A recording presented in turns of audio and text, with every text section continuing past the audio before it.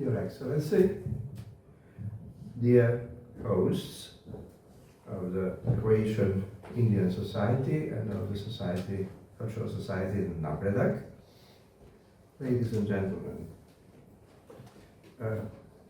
well, I'm very happy that I heard Your Excellency from your mouth almost the core ideas that I would like to expound today.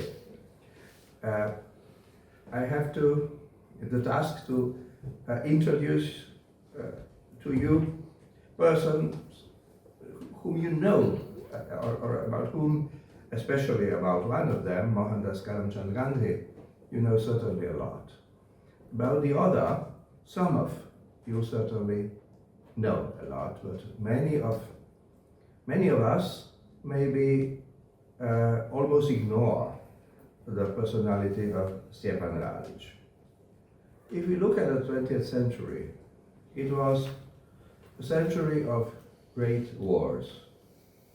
The First World War cost some 40 million human lives. The Second World War, some 50 or 60 million. And there were people who moved the events in the 20th century. Some of them are responsible for the victims. Usually Hitler is estimated to be responsible for some 30 million victims. However, also the great revolutions were no less bloody in the 20th century. So you can find the data about the fact that Stalin is held responsible for some 40 million human victims, and Mao Zedong for some maybe even 50 million human lives. But however, in that century and that period, there were some great peaceful processes. And there were great persons who did not start bloody revolutions, but changed our world. Two such peaceful processes in the world on the highest level were the creation of the independent India or the unification of the European Union. But on a smaller scale, there were some comparable processes. There was a struggle for free and social Croatia, which is often overshadowed by the revolution or the creation of the socialist Yugoslavia. But I shall try to tell you something about two of those peacemaking people who led such peaceful processes in the world. Mohandas Karamchand Gandhi, as we heard and know, was born in 1869 in Porbandar on the Kathiawar Peninsula in Gujarat. Stjepan Radić was born 2 years later, 1871, in Trebarjevo Desno near Sisak.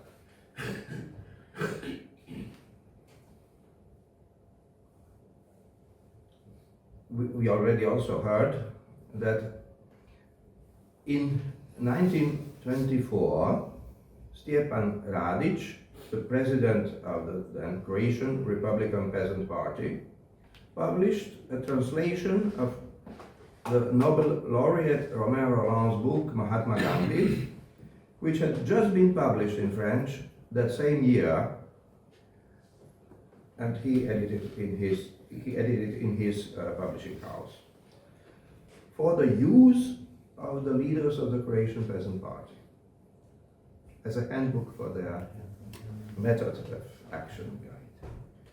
Gandhi's activities can be divided into the period of struggle for human dignity and rights of Indians in South Africa, 1893 to 1914, and the period of struggle in India, 1915 to 1948. Gandhi spiritually led the Indian movement for self-government and then independence from his return to India, then intensively from his involvement in the leadership of the Indian National Congress Party in 1920.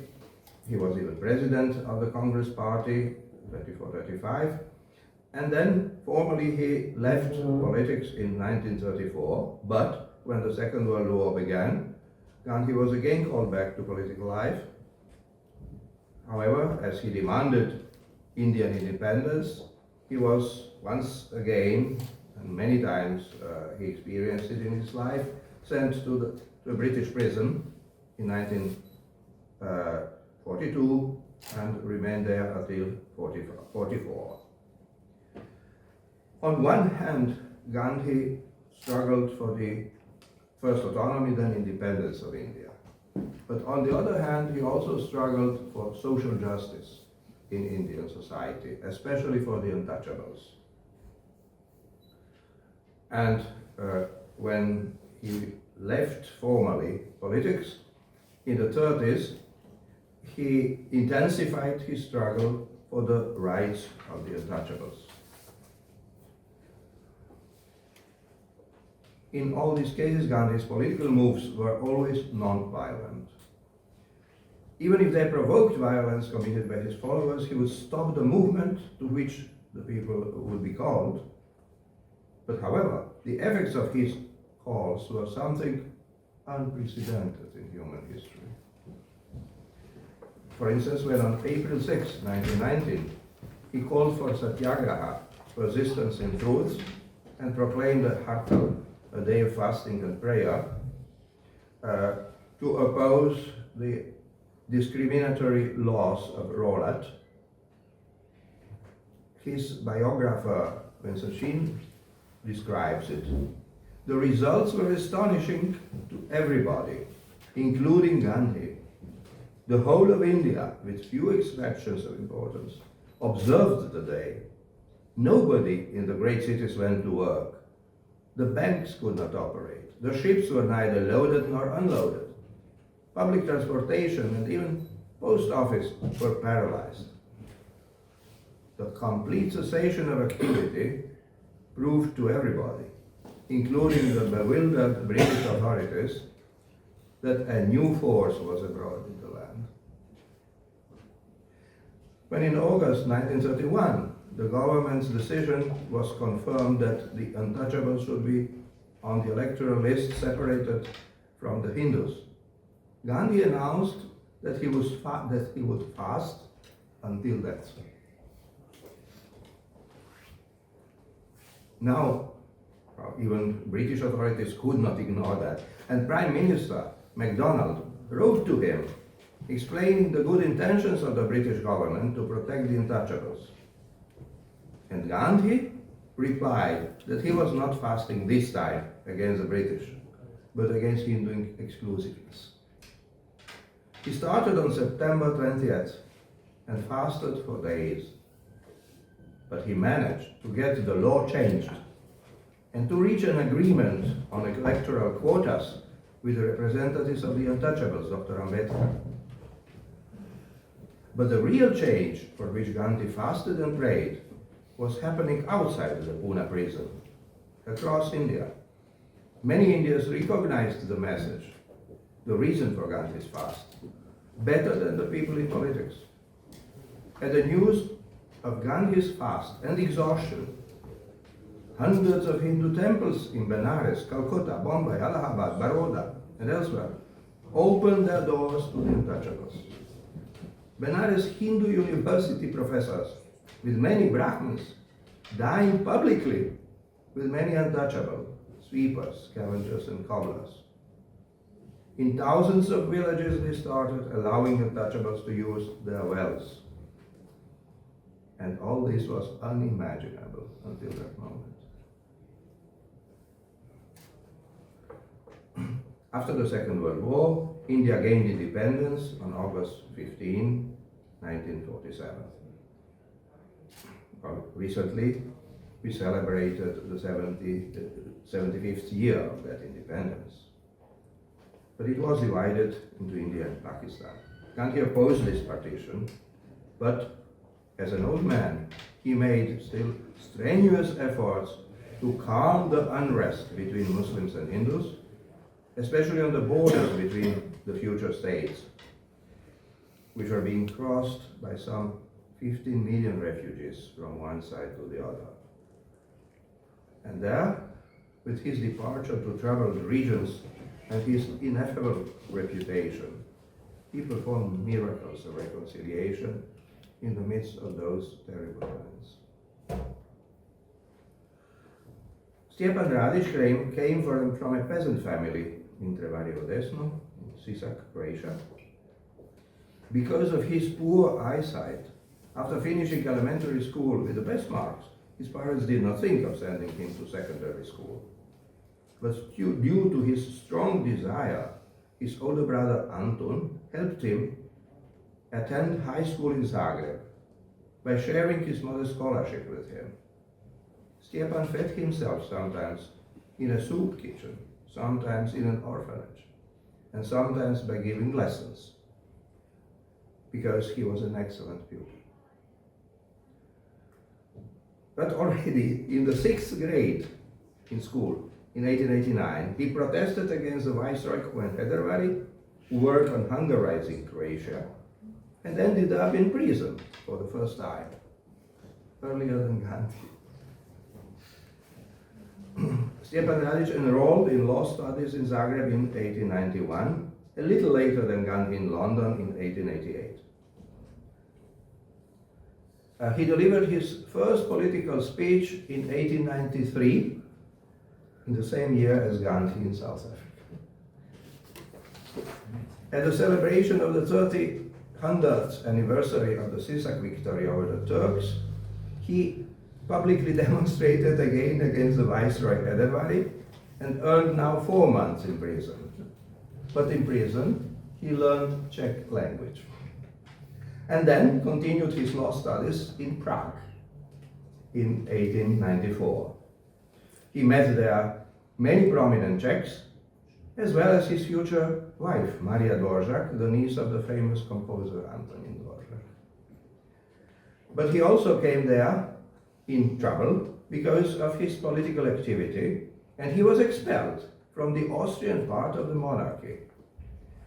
He tried to continue his studies in Budapest, but could not resist in 1895 and participated in a demonstration in the burning of the Hungarian flag on Jelačić Square in Zagreb.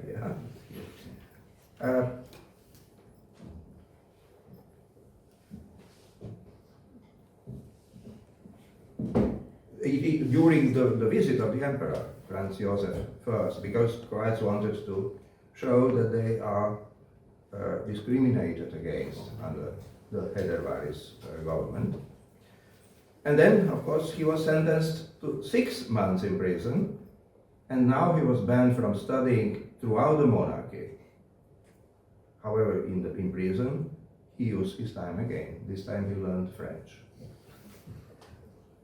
And thereafter, he decided to finish his studies, to enroll in a course at the École Libre des Sciences Politiques in Paris in 1897. He mastered French quickly, very good. In the meantime, he also got married with Maria Dvorak, and living with his wife in Paris in very poor conditions, often starving. He finished his studies in 1899 with distinction and received a professor's award of 60 books from the field of political science.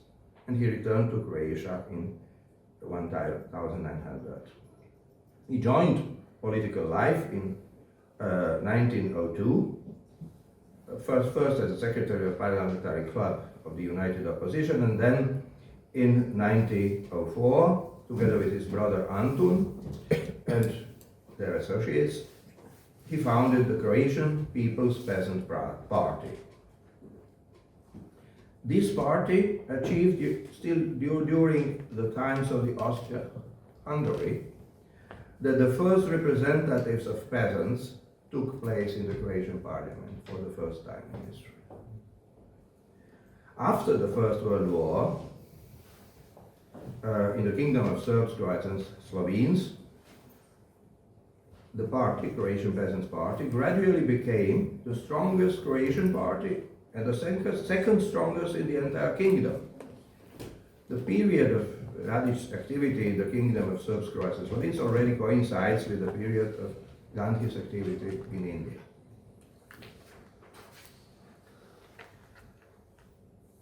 It is all the more interesting what Gandhi meant to Radić.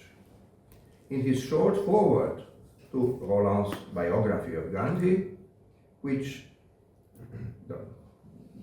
Radić says that everybody in our people will understand with his mind and even more with his heart. My God, those poor Indian peasants suffer the same as we Croatian peasants, and even more so. And that great Indian teacher and organizer of people is the same as the late Ante Radić and the other founders of the Croatian Peasant Party. There are whole pages in this book that correspond to our peasant program as if they were copied from our journal, Dawn, the Home. And that is why it was right and necessary that this book in the Croatian language has the title Our Gandhi.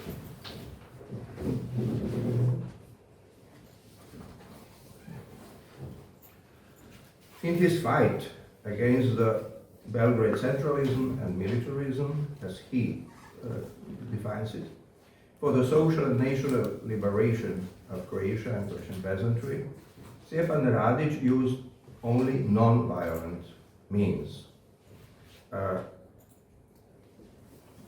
In the program, at the beginning of from the 1904, he wrote that he was to fight only with constitutional means, respectively. If there are no constitutional means, only with written and living words, manly and courageous words, as far as necessary, and regardless of the consequences. One should fight with action too, with plow and hoe, with association and public meetings, collective petitions and protests, but never, under any pretext, and for any purpose, with whatever material weapon, be it stone or bomb, club or rifle, stake or axe. These words preceded Radić's acquaintance with Gandhi's life and activities, and show their deep spiritual kinship. Stjepan Radić in the Kingdom of Croatian Slovenes first tried, as a leader of the Croatian Peasant Party, to gain support in Europe, in Paris, London, Vienna, for his republican, democratic and pacifist ideas of an alliance of South Slavic people, but against the monarchism, oligarchy and militarism that were imposed. But he did not obtain the support. Then he understood that he should have to fight an inner struggle inside the kingdom. And his party achieved excellent results at the elections in 1925, but the king prevented it from entering the government if it does not renounce to republicanism. In that moment, Radić, knowing that they must take an active part in the politics, renounced to the attribute Republican in the name of his party, so it became Croatian Republican Peasant Party, became Croatian Peasant Party, and then the members, the representatives of that party, were allowed to enter the government with the Serbian Radical Party, but the coalition disintegrated very soon. You can imagine the reasons, I will not go into details. However, at the same time, the party did a great work on spreading the literacy of the peasants, education, introduction into public life, and improving of their living conditions. Until 1927, Radić had to fight with the authorities in Belgrade, but also with the representatives of the Serbs in Croatia, because they cooperated with Belgrade against Croatia. And then he made a third move. he approached the representatives of the Serbs in Croatia, headed by Svetozar Pribicevic, who was then president of the Serbian Democratic Party in Croatia. At that moment, Pribicevic accepted the cooperation because he experienced that, however, not only Croats, but also the Serbs in Croatia are discriminated against by the Belgrade authorities.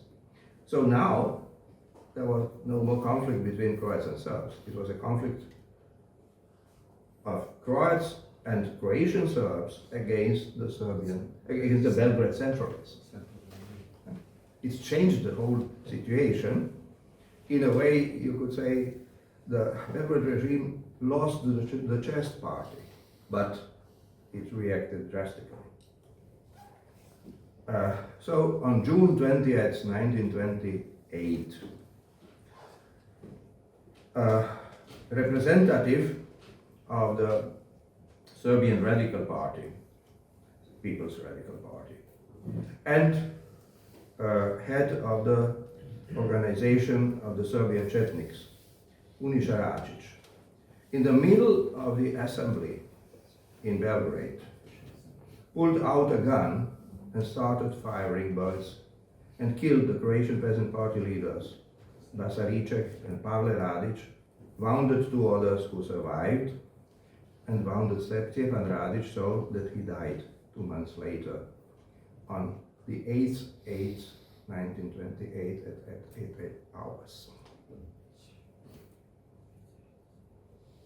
The cold background of the murder was visible from the obvious data that Radić calmly walked out of the assembly after the murders, went to the minister's room in the parliament and shouted, "Long life Great Serbia," in front of the ministers. Then calmly left the building and walked along Masaryk Street. When he was later, however, under the international pressure, tried and sentenced to 20 years in prison in Zabela near Požarevac, he was given an entire floor of a villa outside the prison for his stay, and 3 people for his servants, and he could go out day and night. Gandhi was assassinated in 1948, exactly 20 years later. He was killed by Nathuram Vinayak Godse, a member of, let us say, extremist wings of Indian politics at that time. But the reasons were significantly different. After the British divided British India into India and Pakistan, Gandhi asked Prime Minister Nehru to divide the state's gold reserves in a fair way and leave a relatively large amount to Pakistan so that at least no ill feelings would remain after the partition. Well, the members of those organizations to which Godse belonged received Gandhi's request as a betrayal of the interests of India and the Hindu community. Therefore, Godse was given a sacred task to kill Gandhi. He came to Gandhi's prayer meeting on January 30th, 1948, pushed his way to Gandhi and bowed to him, received his blessing, and then stood up, took out a gun and shot him with 3 shots. People around Gandhi caught Godse and handed him over to the police. He and his associate, Narayana Apte, were after a trial sentenced to death by hanging. Vincent Sheen, as one of the biographers, interprets the consequences. The assassination of Gandhi was designed by its perpetrator to remove an obstacle to war. It was thought by Godse and his conspirators that only Gandhi was preventing war between India and Pakistan, a war which they considered India would inevitably win, thus reuniting the country by force. But what assassin achieved was peace, not war. The revulsion against war swept over the entire subcontinent, and the war became at that moment impossible. In Croatia, the murder of Stjepan Radić, the leader of the Croatian Peasant Party, caused consternation. Gandhi had a powerful but much more civilized enemy in the British Empire than Radić in the Belgrade center of power and corruption in the kingdom of Serbs, Croats and Slovenes. Therefore, Radić was killed by an adversary murderer, and Gandhi was not. He was killed by a murderer from his own community. However, there is room for comparison. I shall cite the words of a famous great writer, Mislav, but who did not agree with Radić politically, ideologically, or methodologically. He appreciated revolutionary processes like in Russia. However, he wrote after Radić's murder, because if between these political heads of ours there is any that could construct a romantic and Slavic construction of a bridge between Zagreb and Belgrade, that must have been the head of Stjepan Radić. And there it is. That single head lies in front of us, bloody. So where is this political engineer of ours who has so much naivety and innocence, so much Tolstoy's peacemaking spirit, that despite everything, he would be first to extend his hand and first to kiss his murderer and thus make peace over his own corpse? Well, that was a description of Radić's character by Croatian. But these words were in a way prophetic.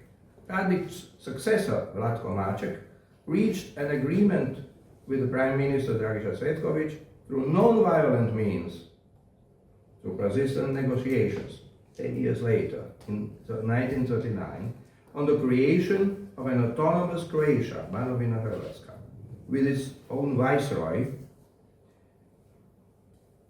in the framework of the kingdom of then Yugoslavia. The Second World War swept away Banovina Croatia, but without its legacy, today free Croatia would not be possible. We can wonder how much Gandhi's ideas are present in modern India, or how much Radić's thoughts are present in today's Croatia, more than a century and a half after their births and more than 80, 90 years after their deaths. But we can answer that they are as much present as social and national liberation in India and Croatia are achieved. Great India and Little Croatia are today independent countries and parliamentary democracies with universal suffrage. In India, untouchability and case distinctions are abolished by the constitution. Poverty maybe has not disappeared, but according to the estimations of the World Bank, from the 60% of poor people after the independence of India, at the beginning of the 21st century, the number dropped to approximately 22% of population. And at the same time, the population grew to 1,430,000,000 people. You can calculate how many people have been saved from severe poverty. In Croatia, the structure of population has changed significantly and the rural population has decreased significantly. The democratic trend turned in the opposite direction than in India, but still, Croatia is a free democratic country now. Its politics are not antisocial, not non-solidary. It increasingly accepts high European standards in social policy and protection of human dignity, human rights, democracy, and even in the protection of nature. If Radić had not created a Croatian political nation, fighting for the dignity of peasants, and if Gandhi had not mobilized so many millions of Indian people to fight for human dignity and freedom, it's hard to imagine that India and Croatia would be what they are today. Both took the greatest care never to use violent means and even to prevent their followers to use them. They relied only on the strength of will, strength of spirit, which can oppose any force. And if you compare the number of victims in a violent revolution in China with a comparable number of population, you could think that Gandhi's ahimsa, non-violence, in India saved lives of some 50 million people. We usually do not think of it.